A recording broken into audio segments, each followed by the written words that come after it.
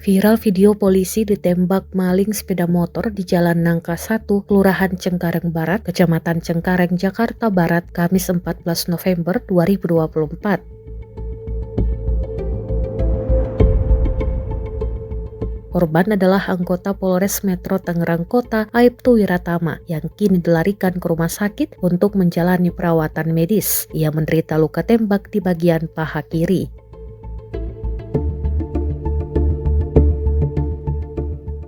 Insiden tersebut terekam CCTV milik warga dan beredar viral di media sosial X Jumat 15 November 2024.